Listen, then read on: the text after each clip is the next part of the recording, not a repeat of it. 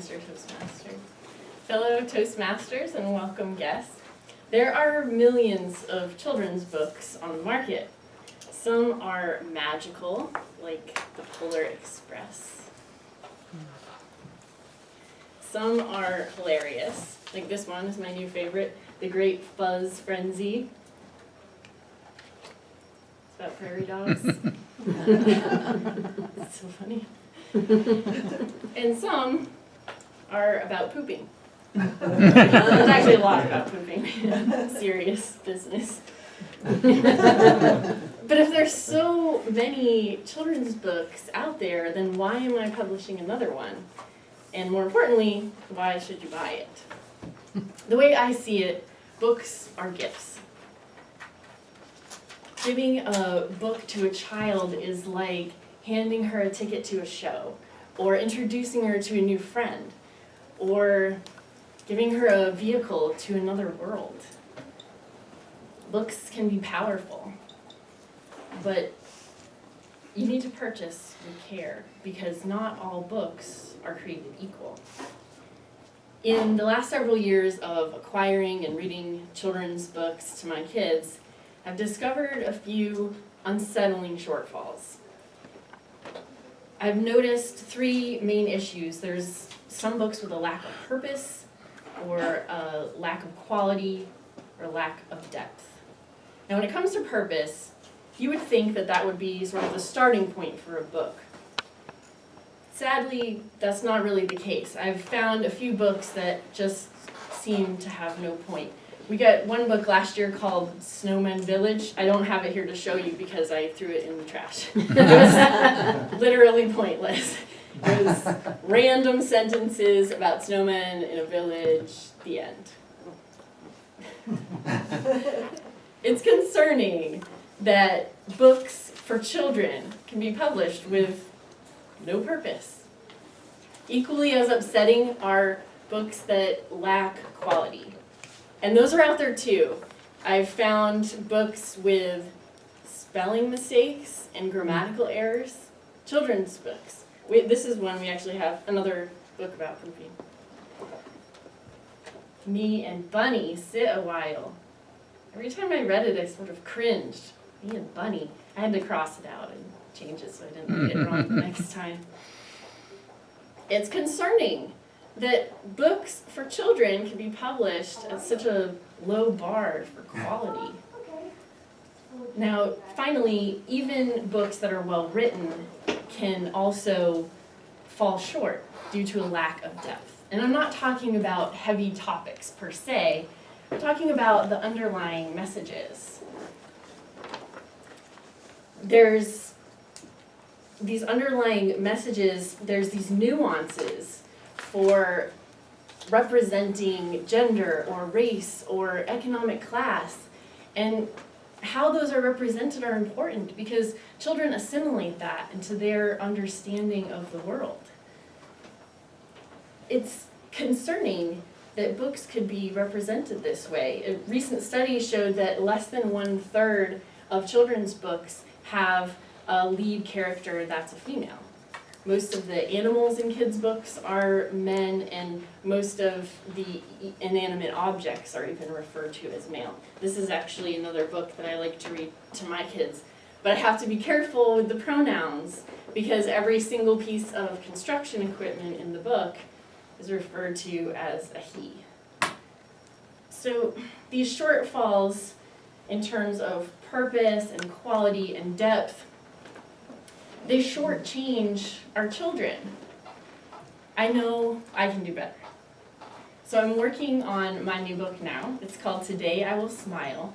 And it's a collection of mantras that promote values like curiosity and creativity and compassion. There's a female lead character and her 2 female animal sidekicks. And each page, they're challenged to try something new, or meet someone, or help someone in need. And the bottom line is that in my book, there is a clear purpose.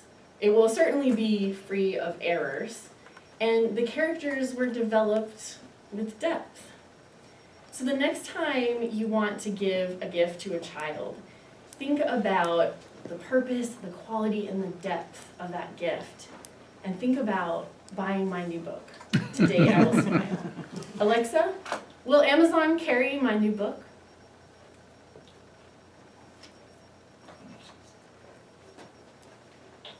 Alexa? The top search.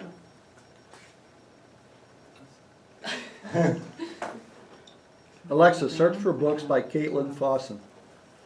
Oh, there you go. That's a better choice.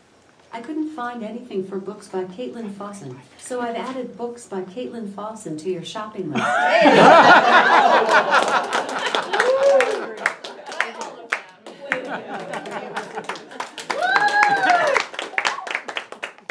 How fortuitous it is that one author is giving an evaluation for another. Alexa, who is Kyle Elizabeth Wood on Amazon.com? Sorry, I'm not sure. Who is Tilly Lewis, the Tomato Queen? Alexa, who is Tilly Lewis, the Tomato Queen? I like the power pose. I don't know that one.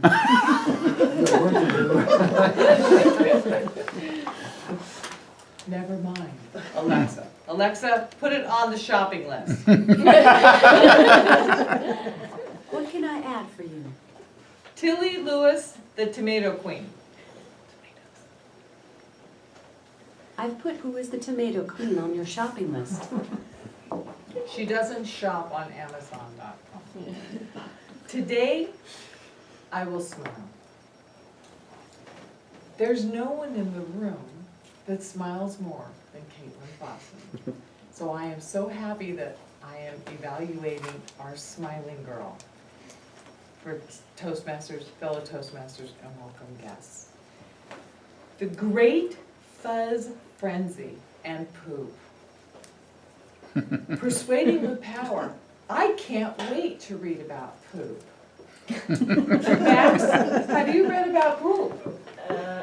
He's a poop pro. He's not going to say so, but he knows all about poop. He has that book, as a matter of fact. Yes, you do. Yes, you do. Her lexicon was marvelous. She was using the way to bring us in with this persuasion with power. This is her number 9 speech. I hate to break it to you, but number 10 comes next. Isn't that exciting? She's almost at number 10.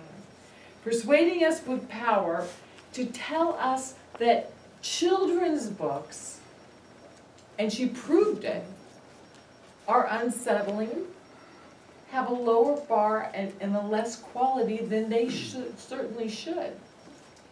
She gave us 3 ideas about that there's often no purpose, a lack of quality, and a lack of depth, which can indeed happen with different books. And certainly that is a crime where it comes to children's books.